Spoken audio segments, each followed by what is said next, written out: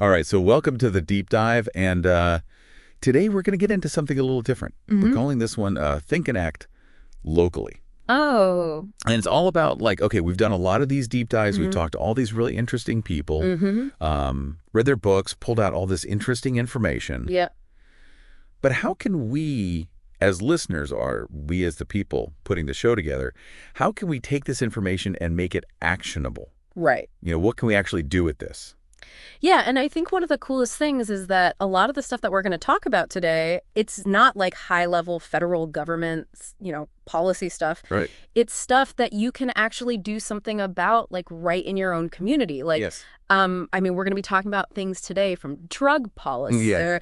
to banking crises, Right. to sweatshops, to gun control. I mean, it's stuff that you can actually, like, go out and do something about. And some of the stuff we found, too, is pretty surprising. Like, we're going to talk about Judge Jim Gray, who wrote a book, Why Our Drug Laws Have Failed, and what we can do about it. Right. And in Holland, when they decriminalized all drugs, problem drug usage went down 50%.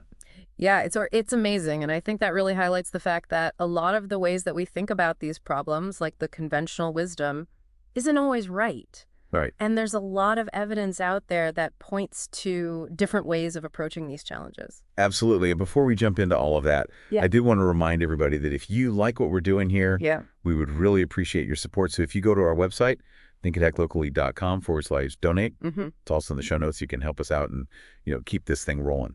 Awesome. So why don't we jump right into it with Judge Jim Gray's book on drug policy? Yeah, let's talk about that. So, one of the things that Judge Gray really emphasizes in his book is just the incredible human and financial cost of the war on drugs. And he makes the argument that this policy has really failed. Yeah. And I think this is something that really connects to what we're talking about with Think and Act Locally, because you can see the effects of the war on drugs right in your own community. Yeah, just think about it. How is the drug war impacting your community right now? Right.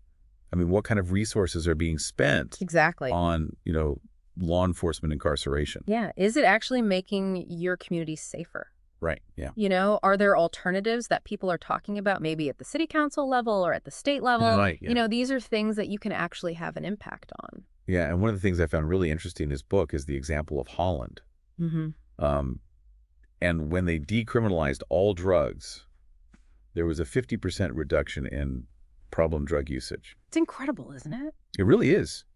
It's not to say that that's the solution for everywhere in every community. Right. But it's a very interesting approach. Absolutely. And I think what's really important about that example is that it really shifted the focus away from treating drug addiction as a criminal issue and more as a public health issue. Okay. So it's about getting people the help they need rather than just throwing them in jail. Absolutely. Okay. So let's switch gears here a little bit and talk about finance with Charles Calomiris, who wrote this book, Fragile by Design, The Political Origins of Banking Crises and Scarce Credit. Yeah. And the thing that I found surprising in here is that the U.S. actually has a lot more banking crises than Canada. And they have very similar, economic structures. Yeah, right. So why would that be? Well, and what Calomiris argues in his book is that these banking crises are often tied to what he calls populist policies. Okay. And these are policies that, they're often meant to help people. Right. But they actually end up encouraging banks to make risky loans. Okay. So, for example, you might have a policy that says that banks have to lend to people, even if they don't have a very good credit history, or they might not be able to repay the loan. Right. And this can lead to a situation where banks are taking on too much risk. Right. And then when things go bad, the whole system can collapse. So how does that apply to somebody in their local area? Well, think about it. What are the banks in your community doing? Right. Are they engaging in these kinds of risky practices? Yeah. Are they taking on too much debt? Right. Are they lending to people who might not be able to repay? And, as citizens, we actually have a responsibility to hold our local institutions accountable. Right. So we can start by just being more informed about where we bank and what kinds of lending practices they engage in. That's right. And he had this one stat in here that just blew me away. Yeah. Between 1992 and 2007, there was $2.5 trillion in directed credit linked to bank mergers. It's an astronomical number. I mean, it's just an insane amount of money. It is, and it just shows you the scale of political influence in the financial system. I mean, that's a lot of money sloshing around. It really is. All right, so now let's get into a bit of a controversial one. Okay. Here, sweatshops. All right. Benjamin Powell wrote a book called Out of Poverty, Sweatshops in the Global Economy. And, we hear all the time about how bad sweatshops are. Right. But his research actually found that in many cases, sweatshops provide better wages and working conditions than other alternatives in these countries. It does seem counterintuitive, right? It really does. You would think that, sweatshops are just these horrible places where people are being exploited. Right. But the reality is that a lot of these jobs, while they're certainly not easy, they represent a significant step up for workers who are trying to escape extreme poverty. Right. And it makes you think about, as a consumer here, how do my choices affect these people? Yeah. Is there anything I can do to, shop more ethically or, affect this in any way? Yeah. And that's a great question. And I think that, while it can feel like our individual choices don't really make a difference, the reality is that consumer demand can drive change. Yeah. So when we choose to support companies that have ethical production practices, we're sending a message to the market that we value fair labor practices. Yeah. And I like how you used the example of Lowell and Haverhill in the U.S. These were places that were, sweatshop centers back in the day. Right. But then they eventually developed into prosperous, thriving areas. Exactly. It shows that, economic development is a process. Right. And what might seem like exploitation in the short term might actually be a stepping stone to something better in the long term. Yeah. It's a powerful reminder that we need to look at the bigger picture and think about the long-term consequences of policies. Absolutely. Okay, let's move on to another hot button issue here. Okay. Gun control. All right. John Lott and Larry Pratt, they both have very different takes on this. They do. And I think it's important to get both sides of this because, there's so much rhetoric out there. Absolutely. We really need to look at the data Yep. and see, what's actually going on. Absolutely. So John Lott's research has shown that right-to-carry laws, which basically make it easier for people to legally carry concealed weapons, often actually lead to a decrease in violent crime. Interesting. Which is kind of counterintuitive to what a lot of people think, right? Oh. You would think that more guns would equal more crime, but... More guns equals more crime, right? But his research shows that that's not necessarily the case. Interesting. And Larry Pratt also brought up a statistic that just kind of floored me a little bit. Okay. Only 40 out of 11 million concealed carry permit holders have misused their weapons. Wow. That's a pretty small percentage. It is, yeah. That's a very tiny fraction. So it's not to say that gun violence isn't a problem. Right, of course. But it does challenge the idea that, more guns automatically equals more crime. Exactly. And I think that really highlights the need to just look at the evidence, right? And not just get caught up in the emotional arguments on either side. Right. So this is a really good time for you as a listener to think about, what are the gun control laws in my community? How do they make me feel? Do they make me feel safer, or do I feel like things could be done differently? Are there things that you could do to get involved in the discussion in your community? Yes. Whether it's, contacting your local representatives or attending city council meetings or, just talking to your neighbors about it. Right. All right. So let's talk about education. Okay. James Tooley. Okay. He wrote this book, The Beautiful Tree, a personal journey into how the world's poorest people are educating themselves. Okay. And he's done a lot of research on these low-cost private schools for the poor in developing countries. And what do you find? Well, one of the most surprising things that he found is that these private schools are actually more effective than government schools, even though they have way fewer resources. Wow. It's really interesting. That is interesting. Yeah. So, and it kind of goes back to what we were talking about earlier with the think and act locally. Yeah. Could something like this work in our communities? Right. Like, what if we had more parent-led schools or more community-based education initiatives? Yeah, like what if we had more, alternatives to traditional public schools that were really driven by parents in the community? Yeah.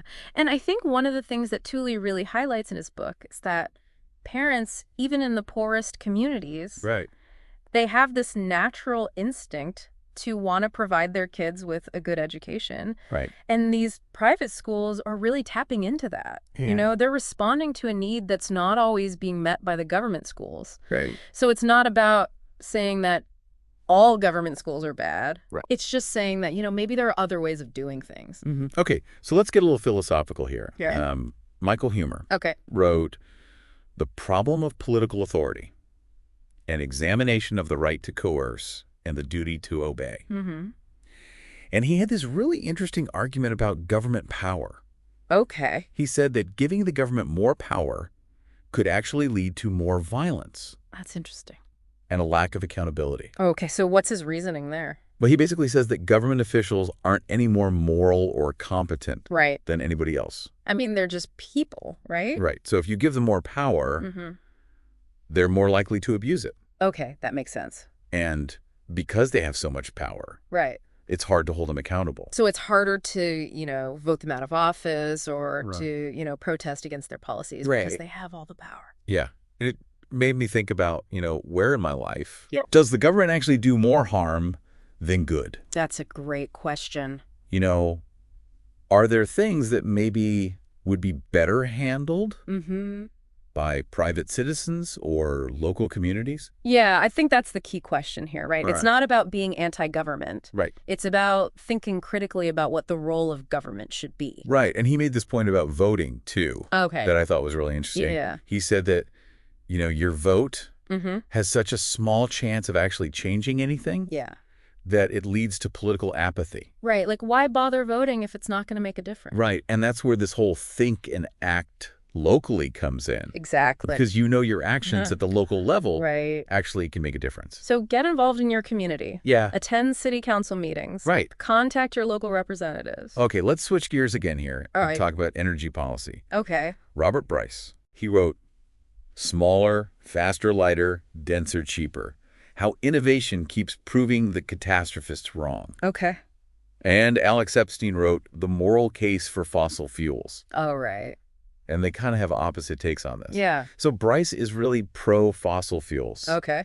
He says that they're the most reliable and affordable way to meet the world's energy needs. Mm-hmm. And he thinks that, renewables just aren't there yet. Yeah. I mean, they have their limitations right now. Yeah, they do. Like solar and wind are great, Mm-hmm. but they're not always reliable. Right. You can't always count on the sun shining or the wind blowing. Exactly. And he's worried that, if we move away from fossil fuels too quickly, Right. it's going to hurt the economy. Yeah. And it can even hurt people. Right. Because energy is essential for everything we do. Right. I mean, it's how we heat our homes. It's how we power our businesses. It's how we travel. It's everything. So what's Epstein's take? Well, Epstein is interesting. Okay. He makes what he calls the moral case for fossil fuel. Okay. And he argues that we shouldn't just focus on reducing our environmental impact. Right. We should also focus on human flourishing. Okay. So what does that mean exactly? Well, he's saying that, sometimes when we focus too much on reducing carbon emissions, Right. we end up with policies that actually hurt people. Okay. Like, for example, if we make energy too expensive, Mm-hmm. then poor people might not be able to afford to heat their homes in the winter. Yeah. So he's arguing that we need to find a balance Okay. between protecting the environment and making sure that people have access to affordable and reliable energy. So how do we take all of this and think about it locally? Well, I mean, I think it starts with just being aware of where our energy comes from. Okay. So, what are the energy sources that are being used in your community? Right. What are the costs and benefits of each source? Yeah. Are there ways to support renewable energy projects Exactly. at the local level? Mm-hmm. Can we reduce our own energy consumption? Yeah, I mean, all of these things are things that we can do, right, in our own communities. All right. So one last topic here. Okay. Foreign aid. All right. A lot of people think foreign aid is the solution Right. to global poverty. The idea is that, if we just give enough money to poor countries, they'll be able to develop and pull themselves out of poverty. Right. But Chris Coyne, who wrote Doing Bad by Doing Good, Why Humanitarian Action Fails, he argues that it's actually not that simple. Okay. Foreign aid can actually do more harm than good in a lot of cases. Really? How so? Well, for one thing, it can prop up corrupt governments. Okay. If a government knows that it's going to get a bunch of money from foreign aid, Right. it doesn't have as much incentive to actually be accountable to its citizens. Right.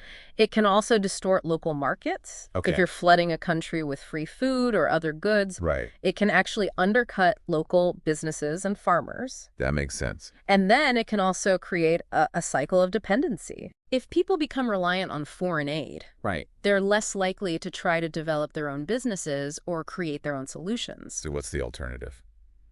Well, Coyne argues that instead of just giving handouts, Right. we should focus on creating the conditions for economic growth. Okay. So things like promoting free trade, protecting property rights, encouraging entrepreneurship. So I guess that makes me think about, those organizations in my community that are doing foreign aid. Yeah. Are they actually making a positive impact? Right. Or are they contributing to these problems? Right. And are there ways that we can support initiatives that are actually empowering people to improve their own lives? Yeah. Okay, last one. I promise this one's going to be a little out there. Right. Okay, so what if we lived in a world without government? A world without government. I know. It sounds crazy, Yeah. but Robert Murphy, he wrote Chaos Theory, 2 essays on market anarchy. Okay. And he's an anarcho-capitalist. So he believes that we don't need government at all. Very interesting. So he thinks that law and security could actually function without the state. Okay, so how would that work? Well, he says we'd have these private courts. Private courts? Yeah, like competing courts. Right. And arbitration services. Right. And they would provide more efficient and just a dispute resolution. Okay.